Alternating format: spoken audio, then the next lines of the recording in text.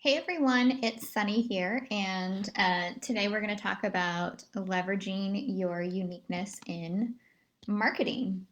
I decided to create some slides today for this one because I think it's useful to see what I'm talking about versus just talking at you. Okay, so leveraging your uniqueness in marketing is all about putting more of you in your business. So your not your time and your energy, but more of your personality, who you are, what makes you the person that you are. Um, and the reason that this is important is because you're selling yourself. Um, I know that the goal is to get people to sign up for your services, but it's really you that determines whether people do that or not. It's your personality, it's what you bring to the table, it's your experience, it is you. And so selling yourself on your website or on social media or YouTube or Instagram or whatever you're using to put yourself out there, this helps people gain that know, like, and trust factor that I talk about often. And once they have more trust in you, they like you, they start to see more of your personality, they like you as a person, and they feel like they know you and how you function, it increases the likelihood that they're going to sign up for your services. And it's important that you are unique, that you stand out in a sea of nutritionists or herbalists. We all know that in the last, 5 to 10 years, the health market has been booming. And there's a lot of health coaches, there's a lot of nutritionists, there's a lot of dietitians, there's a lot of herbalists, there's a lot of people that help other people get healthy out there. And so it's hard to stand out in the sea of everybody else. And so this is where your uniqueness comes in. This is where you come in. Um, it's important that you tell about yourself. And so at the top, you see that I have facts tell, but stories sell. And so facts tell what you do, facts tell who you can help, facts tell what an initial consultation entails, but stories create connections with people. So, an example would be putting your story on your about page, stories that you can connect with other people. So, for instance, I help people with weight loss. It's not my only focus. I have a big focus on digestive health, but I do believe that digestive health and weight loss go hand in hand.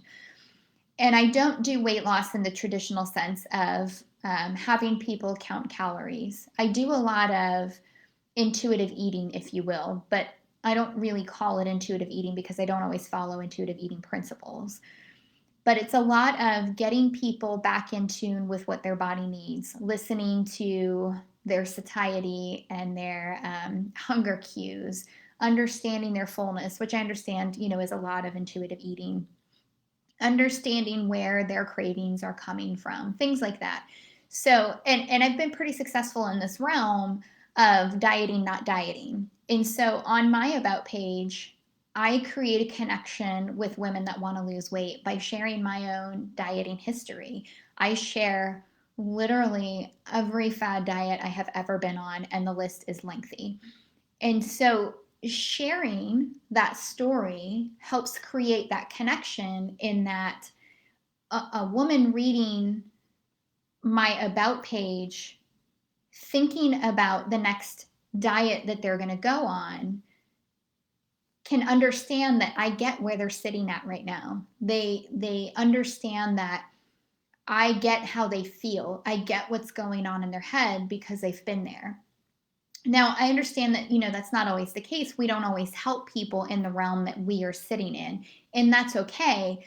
But there's usually a story that you can create there that helps build connection with that person, whether it's a particular strength that you have that they're looking for in a nutritionist, or a particular characteristic that you carry that they're looking for.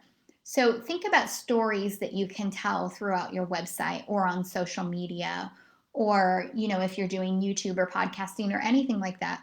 You want to make sure that you're creating stories that create connections. So how do you find your uniqueness and use it? I'm going to go through each of these, but it's 10 things that you love doing or 10 things that you just love.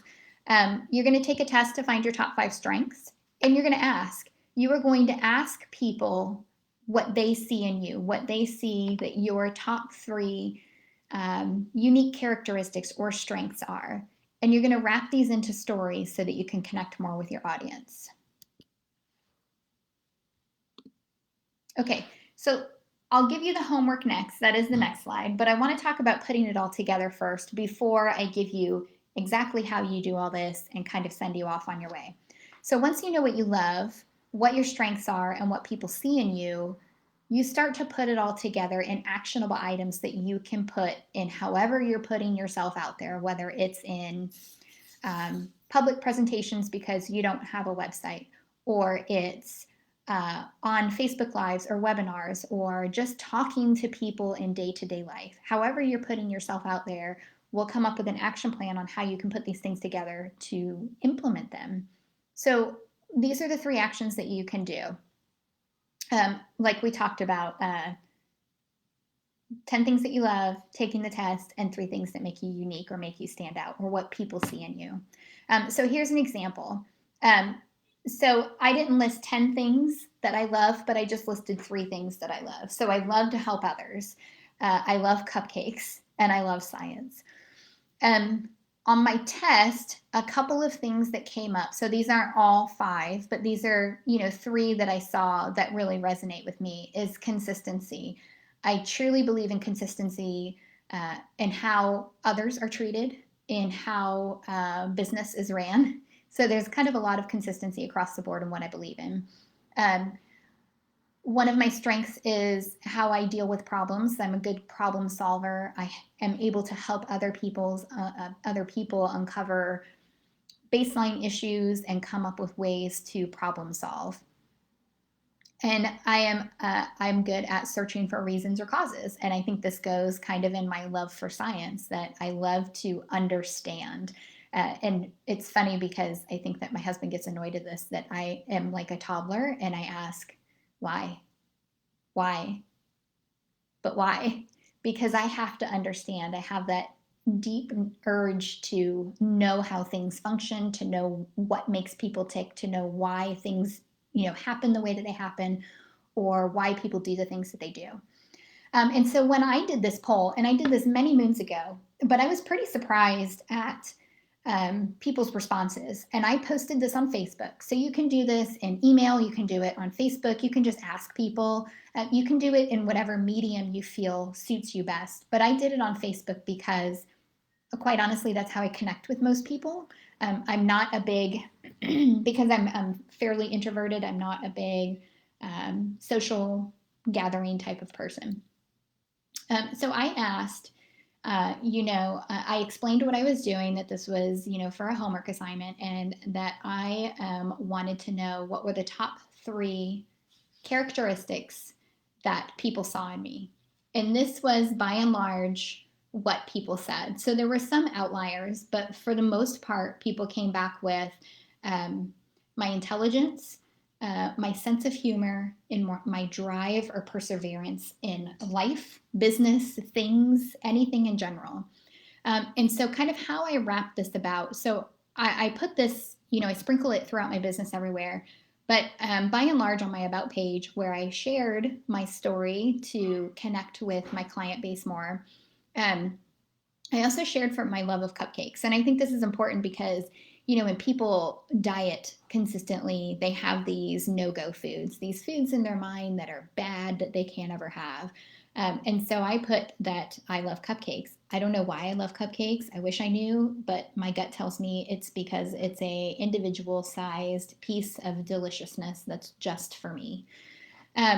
I share about my analytical side and how that helps my clients. I've added more humor to my site in my sessions where appropriate. I add as much humor as I think is appropriate in blogs, Facebook posts, Facebook Lives, anywhere that I can, because if people see that that is what makes me unique, then I want to share it versus holding back. Now, I don't force it, I just kind of let it flow where I think it needs to be. And so far, this has paid off. But what it comes down to is I was more me. I let more of my personality show in my business. I was more authentic and true to who I was. And I think this is important. In my email marketing, I use a lot of stories. Whenever I lead into something that I want to tell somebody, I usually start with a story that leads into the fact or the item or the blog or the link or the video or whatever it is that I'm sharing with them on that email message. I usually start with a a story to connect with them more. So this is what your homework entails. It's going to take you a while to do this, but I do really think it's important because when I did the Facebook poll, I thought people just saw me as somebody that liked to joke around or was funny. I didn't really think that people saw the drive and perseverance, the intelligence, anything like that. I was actually quite surprised at some of the answers that I got. So just when you think that you know what other people see in you, I think that you'll be surprised when you do this activity. And I think it's important. So here is what you need to do to find what makes you unique, and then figure out how you can add it into your marketing. So step one is to list 10 things that you love. And those things you're going to wrap into your strengths and your best qualities when you ask that, however you happen to ask that. Like I noted, I love helping people, I love science, and I love cupcakes. And I was able to wrap that into my strengths and also my best qualities by adding in humor about why I love cupcakes, my analytical side, and how that helps people. So you kind of take the three of them and you can kind of create like a Venn diagram and see what's overlapping there. And then have a critical think about how you can incorporate that more into your website or more into your social media or more into your emails, your sessions, um, your in-person talks, your webinars, your handouts, whatever it is that you're communicating with your audience, whatever platform that is. You want to make sure that you incorporate it a little bit more. So 10 things that you love. You also want to take the strengths test, and I put the link here. It's marcusbuckingham.com /test.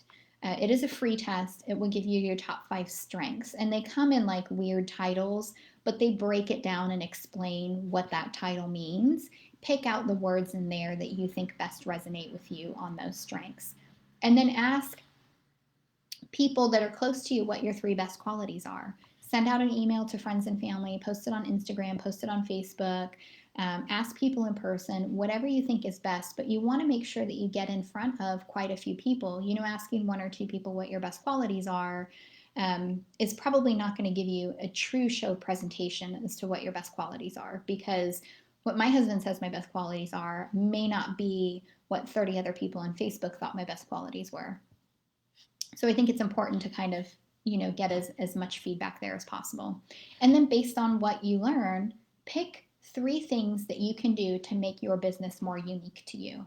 Whether that's telling more stories, whether that's revamping your about page to show more of your personality, whether that is sprinkling bits of humor here and there, whether that is telling people about your analytical side because you truly love science and the learning of why. Whatever that is, figure out what you can do to make things a little bit more unique to you. Okay.